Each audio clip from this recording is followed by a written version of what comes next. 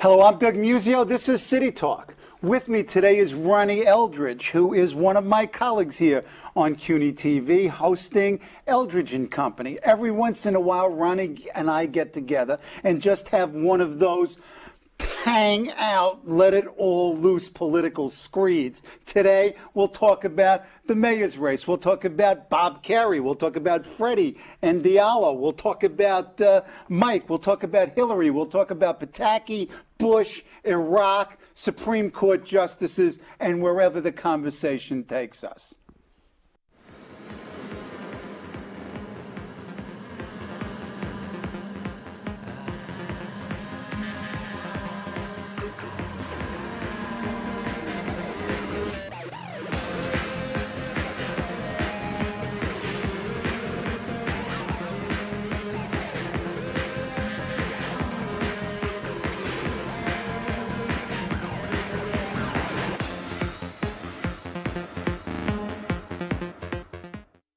Ronnie, it's wacky season. Welcome.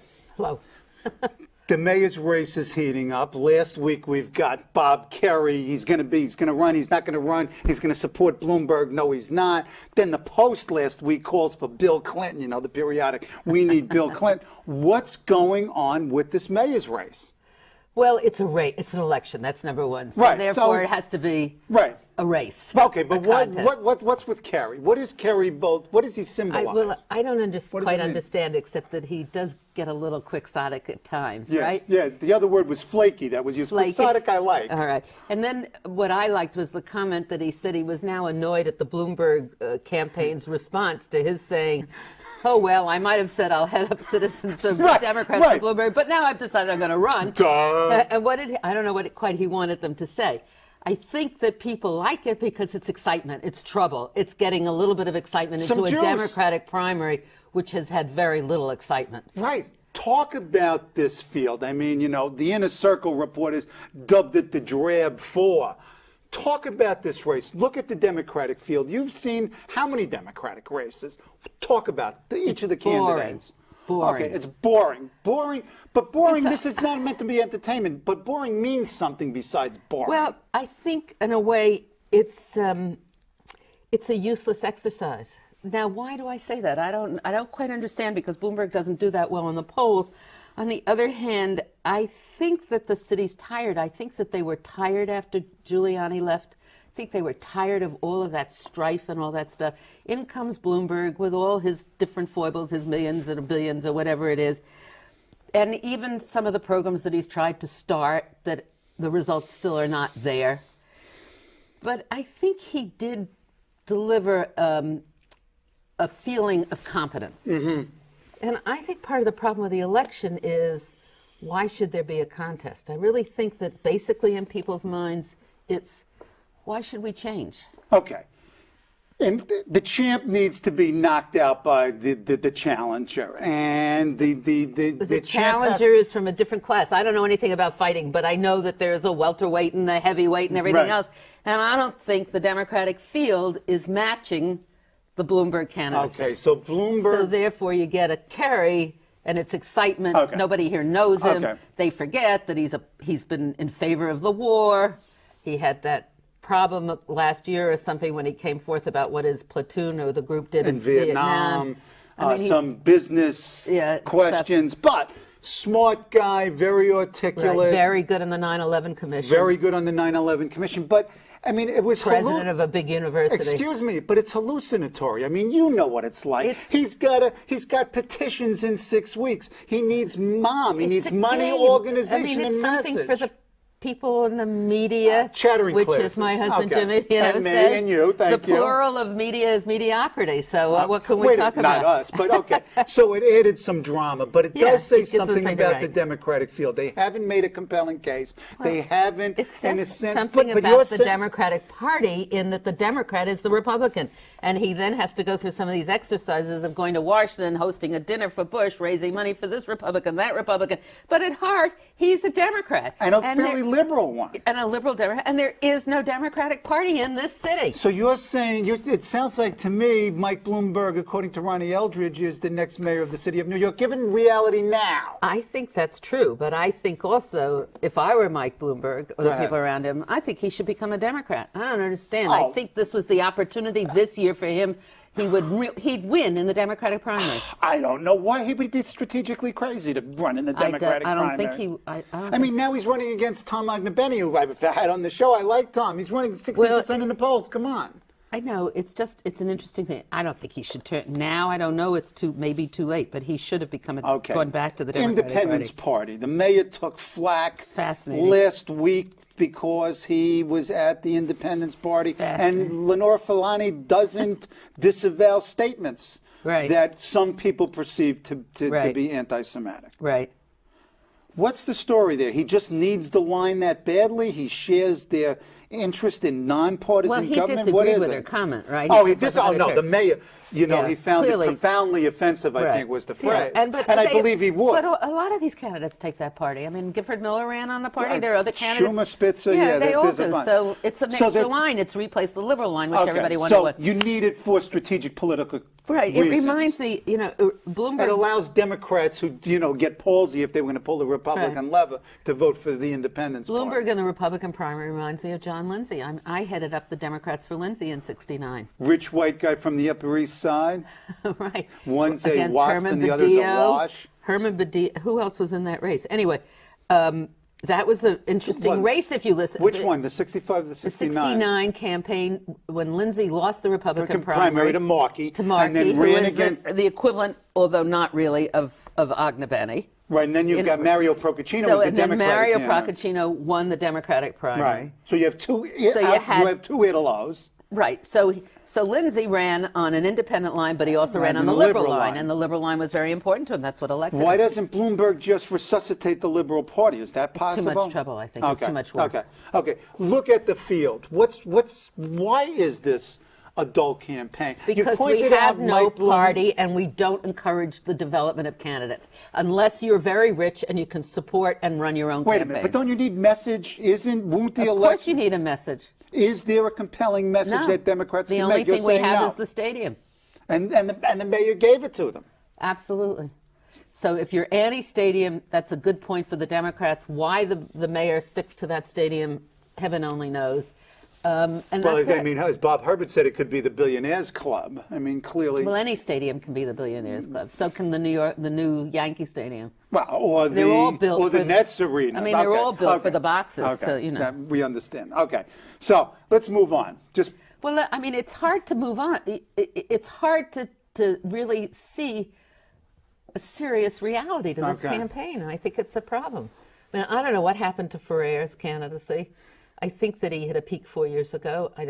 Or he peaked too early this time, and the quote unquote gaffe. Then he got exposed. Then he had to come out and speak again, and it's hard to take 4 years off and come back. I agree. Unless you become president of a university or some visible thing, or you've been on some major commission or something. Right, and there seems to be a little bit of reluctant worry about Freddie too. In fact, that he doesn't. I know him. He's professorial in some ways, and this life of gland-heading politics, I don't know if he's got his total heart and head into this yet. And that was clearly a self-inflicted wound. But that's still a substantial candidacy. He's polling 36%. Then you've got within the Democratic Party the tension between the Latinos and the African Americans. Well, let's talk about that. I mean, this black-brown coalition, it's 90% bull. You know what happened in 1985. Badillo was going to get it. The Harlem elite brought in Denny Farrell. Yeah, it happened with Dinkins, and yeah, it happens at various other times, but a lot of times it don't happen. Right. And they're antagonistic. It's a big problem in the city. I think it's always been a problem in city government. Tribal I think politics. that it includes whites also. Tribal. I mean, you Come can on. be Irish, Jews, Italians. Come on, it's always been tribal. And the Democratic Party in this city is not strong enough to bring everybody together. There There is is no leadership. There's no party. There's no party. But there's no prospects of And it. people Wait a minute, just wait a let minute. it happen. Why do we let it go Wait a on second. this way? Wait a second. Look at the Republican Party. Forget about there not being a Democratic Party. Ask Peter King about the Republican Party. They're worse. They don't have any of the state offices except governor. They're likely to lose that. Come on. The Republican Party's in worse parties in general. It's not only the Dems. No, it's true, but it's the party. But the Republican Party has got an ideological difference. I mean, Okay. So you don't have strong a difference. program They have or a their message, own we fights, but they Democrats never had a. But the Republicans never had a party in New York City. Right. I mean, Vince Albano was a strong Republican Right, leader, right. but he never elected No, Republicans. and the most members they had on that council was what, Right. 7 out of Yeah, 51. so Now that's, they only have 3. it's the Democratic Party Okay. that really is the city party, and it's a disgrace. It really is a disgrace. But aren't you ruining something Where are that's the county forever leaders? lost? Who are these county leaders? I mean, you got a county leader in Manhattan who, I don't know how often Denny you see Farrow. him. Denny Farrow. Assemblyman. Ways and Means Committee, God knows what. They ain't Right. the bosses that they once were. Well, he never was a boss. Well, I mean, but I mean, you just look down the line. Then you've Except got for Clarence Tom Norman in Brooklyn. Yeah, who's under Manton and- indictment. Manton has But- power in Queens. All right. He's chosen the last 2 speakers. Look at Queens. Look at Queens. I love Queens. I'm from Queens. You got the Jennings best in borough. Queens. They couldn't beat Jennings Okay, 2 years case ago. taken. In Queens. Case taken. And who's running against Jennings? I don't- Tom White. right. He's the councilman who used to be there. Right. And Now- we're not going to make any comments about him. No. Right. He was a Except that he colleague. wasn't there very often. Yeah, we know this. Is Okay. that the best the Democratic Party of Queens can do? So you wonder why we don't have candidates. Because we don't have parties and we don't have people helping to develop the kind of people or enough people to run for public office. Okay. Yeah, but there are a lot of people running. Who's running instead of these? I mean, somebody's running for office and holding these offices. Sounds like the sons and daughters of old politicians oftentimes. Yeah, it but, is. I mean, where's the new Look at the county recruitment leader bits? of the Bronx. The county leader of the Bronx is Right. the county leader. His son is the deputy speaker or whatever you call it Of the council. He's in the assembly, isn't Yes. he? And what's his daughter running for? His seat or something? I love the Bronx. I live there. I can't figure out these family hierarchies. Sons, daughters, I get it. The Serranos, the Riveras, the Diazes, I understand. Okay, let's move from the city, let's move up to the state level. What's Pataki up to? I mean, he ain't He running, better is make he? plans to retire. It's like a joke Oh, to no, think no, that he's no. running for president, right? Oh, well, I mean, forget about that. That's hallucinatory. Let's go. Let's start at governor. Does he run? No, he's going to lose. He sees. I mean, Mario Cuomo lost the 4th term. So there's a 4th-term syndrome. You made too many enemies, and he's been away. Or you haven't done enough. Let's look at it that way. Ooh. And he has 2.5 men in the room. and he has a very strong Democratic opponent. Yes. And Spitz has been flexing his financial muscle, clearly. Right. Talking about financial muscle, Hillary Clinton last week released the fact that she raised $4+ million. This is a year and a half before the election. And out of the 24,000 contributions, 23,000 were under $100. She's sending a message in the 2006 election. Get out of my way. This is a steamroller. She's going to try to out Schumer. You know, Schumer got 71% the last time. She's going to get more. Does she then, is this a slingshot and it propels Do you think her she's to going to run for 2008? president? No, I'm asking you first. I don't know. What's your gut? I have no idea. Yeah, I don't know, have a neither gut. do I. That's why I'm asking you. Should she to do it as a Democratic activist and strategist? Oh, I don't know. You're bailing out on that? Should she run? Yes or no? I'm not going to Okay. predict what's going to happen. No, I said should. I didn't don't say even will. know Okay, yet. I okay. don't know. Where does What Pat- I think is interesting about our Democratic senators, and they're two smart people. There's no doubt about that. and tireless. And both of she's them. done very well in the state. She really has. But they representing New York State, I don't know. I mean, Meaning what? Do you think that I'm so jaundiced that I'm from the city, and that I'm not representative of the state? I think this is a fairly good state, and I find their positions on the war, for instance, shocking. Well, I mean, to me. you've disagreed with their stands, obviously, given your position from the beginning. What about, though, in terms of the state? I was amazed I at mean, the that's more Senate. foreign policy. I don't understand the Chavo case when the Senate passed on that. I think they could have stopped an awful lot of stuff that went on by having one person object to what the House had passed or was doing. Okay, go ahead. And here are our two senators, and we never heard a word from them. So I don't quite understand. I have a feeling they're both freewheeling. They're real Democrats. I think they're real kind of old-fashioned Democrats. But they seem to be off by themselves. They decide what they're going to do. Now, I may be unfair. I just don't know. okay, All right. What do you want to talk about? more Governor Spitzer, shoo-in, ought to be. It seems to be. I mean, that seems to be. The interesting race to me at that level is at the state level is the potential attorney general's race. You've got Andrew Cuomo, who got a real early surprising endorsement from 1199. What was that? That was some of kind left of deal. field. I don't know, but clearly They haven't endorsed anybody running in this current mayoralty year, have they? Right, and this is a year and a half before the election, and that union has muscle. I mean, 1199 does. So you've got Cuomo, you've got Mark Green, you've got Brodsky, you've got other people. You've got Pirro on the Republican side. You've got a woman running from Buffalo. That's right. And you've got Generis, is that his name? Yeah, Mike Generis from Queens, who's raised money and who's Right. a substantial guy. Right. So you've got several Democrats, and you've got Pirro and maybe Nesbitt on the Republican side. And Well, that's gonna be an interesting race. This is an interesting race. What's at stake here? I mean, has Spitzer made that office so prominent that you've getting all this high-priced talent? Well, I think attorney generals, I think some of these people running would like to be running for governor, but Spitzer preempted the field. Okay. I'm not a political operative, so I always can't stand it when I see people telling you what's going to happen and everything else. So I only give my own views, and it's not a general thing, and it's just my perceptions, and some of them are not very structured or thought through. I think some of the candidates would rather run for governor. Cuomo would have run for governor. Mark Reed certainly would have wanted to run for governor, right? So I think I don't know about Mark. Mark's resume fits attorney general almost perfectly. Well, I know. I mean, if resumes counted, Mark's resume and his tenaciousness, I think he fits. I mean, this sounds like an endorsement. I mean, Mark sort of fits the profile. Not that Andrew or Brodsky or Generis Brodsky don't. certainly does. I don't know Generis. Generis is, he's a substantial. I think that fellow. attorney generals are playing larger roles in the government generally, nationally, don't you think? I mean, they're in the settlements and all these different cases, tobacco, and the fact other that they're types. all working together and that they're doing lots of things. So I think it's always an attractive job, but it's a statewide job, and it means it's a step to someplace else. It's a very good job, so that's why people are running. And he made it a job that it didn't exist under his predecessor, Dennis Vacco. Right. I mean, traditionally, the AG has produced some really fine attorneys, but generally, it was a backwater in government. They did nursing homes. Well, wasn't Lefkowitz the attorney general? Right, for a while, and then not for a while, it was for years, and then some could argue Bob Abrams has staffed it very well. Yes, he was. Right. So Okay, anyway. Go ahead. Let's move up to the national level. What is really ticking you off about George Bush, Iraq, and anything else? I just want to set you off. I think the thing that's really ticking me off the most is the lethargy of the public.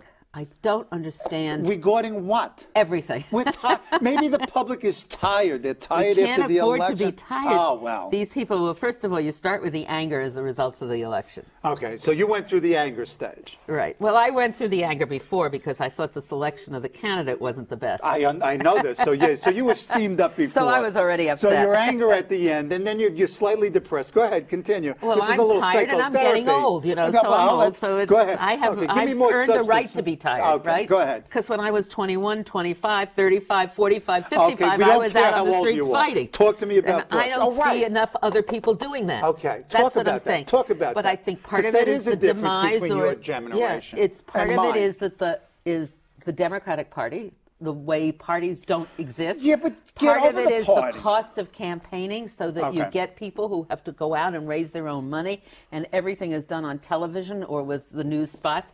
And there is no role. And rich guys and can there's buy no office. place for people who are average citizens who want to make a change.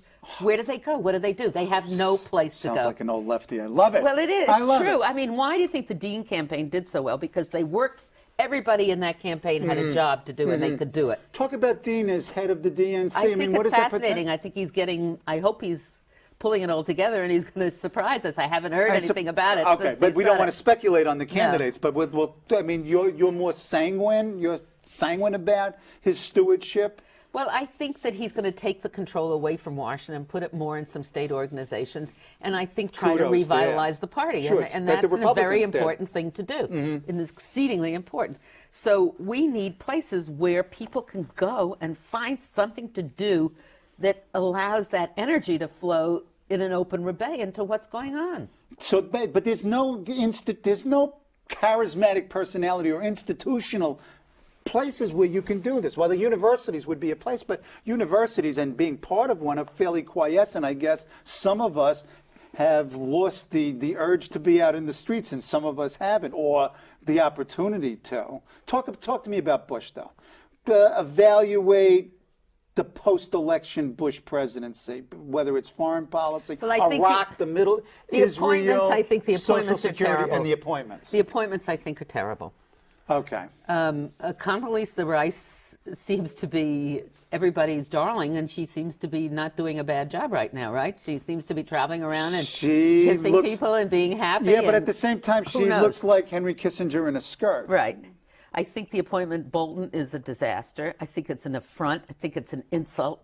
But it's meant to be. It's meant to be. I think that's also a disaster. I was talking to Jimmy the other day.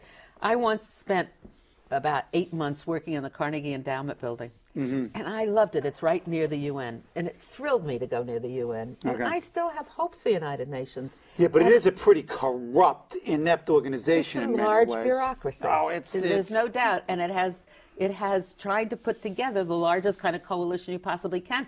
But if we don't succeed there, we're never going to succeed in the world. So I just think this country's position there, the World Bank, is really threatening and very disheartening. Okay, go ahead. I think that Rumsfeld continues to be in another world with this war. Talk about the war. Now, you and I were talking earlier, and the thing that struck both of us was that it's no longer in the forefront of our minds. In part, I think the news media got tired of it and the citizenry got tired of it. Has it gotten better in any substantial sense? I'm asking you. I will ask Ambassador Richard Murphy when he appears in a subsequent show, but your sense of it as a New Yorker. Well, I don't think it's gotten better. I mean, I don't see that they've started to work in the parliament. I think that policemen and people are still getting killed. Bombs are still erupting. Our soldiers are still getting killed. What are we doing? We've passed got the 1,500 deaths, and right. The there was Times not has a even little blip. box, 1 or 2 people a day, or 4 people sometimes. Some of the news programs still have somebody or a memorial or do the name. Israel. There looks like there's movement. Yeah. There looks like there's movement, and even the Times grudgingly had to admit that maybe Bush's rhetoric and actions had a salutary effect, not only on that situation and others. I'm so. You're so it's hard anti-Bush. to give him credit. I know. And Arafat died, and a lot of different things have happened. So, but hopefully something's going to happen. Yeah, but clearly, I mean, even those of us who, still question the wisdom of this, there seems to be momentum and movement. It may be short-lived in each of the situations, but clearly, whether it's Egypt or whether it's in the Palestinian situation or in Libya and elsewhere, Syria, you do see movement. I mean, clearly there's something there. And I mean, you know as well as I do, we have to wait for history. But I don't want to blunt your screen here. I don't mean to scream. No, and now no, you're going to no. next you're going to say I'm shrill. No, not at all. No, this is why you're here. Talk about Iraq more. What does it mean? Bite the finger. Oh, I'm sorry. No, that's all right. What does it mean? What do you mean? What does it mean? In terms of domestic, do you see, is it having any impact on domestic politics, or is it sort of just out there? It's Social Security now and other issues. It's just been left. I mean, it seems to be an aside to domestic politics. Okay, it's not domestic politics. But it certainly should be key. We're spending a lot of money in Iraq. I understand. Okay. And we're not even sure how we're spending it, are we? No, and we never were. Okay, let's talk about the other things that have sort of dominated the conversation since the last time we talked Social Security and right to die, Terry Schiavo. Let's talk about Social Security first. The president seems to have lost momentum on this one. Definitely, although he seems to be still out there talking about it. He's determined. He's dogged. He gets on they have all these pictures of him talking to groups, and each group is a hand-picked group of his supporters and stuff, but he doesn't seem to have proven that there's any movement or anything. Right, there doesn't seem to be either anybody's part. in the halls of Congress or in public opinion. What happens? I mean, the current system somehow just keeps going, which it's fully capable of doing for another 40 years or whatever. Well, I assume he eventually comes back, don't you think, with some modifications? And So there's some we have to compromise see. there. He can't run headlong. Is there a little lame duckness about this? I think there is. Okay. Absolutely, and I think it'll be interesting to see what happens in the next Senate and congressional races. That's going to be Well, I an mean, interesting indication of how he's going to move. Sure, don't you think? yeah, but because he won't be able to move them. Right, and the usual is the party in power loses seats, but he was supposed to lose seats the last time, and they didn't. So I mean, what it's about against the delay? convention. I mean, all of this stuff Talk is about not helping my very him next domestically. question. Right, the Tom DeLay scandal. He is a leader of the Republican Party who's a thug and a criminal. Excuse me, I'm probably libelous or scandalous or something, but clearly the evidence suggests untoward behavior on his part. Is this going to hurt the Republicans? No. You don't think so? I think I don't it's know. going to hurt him, don't you?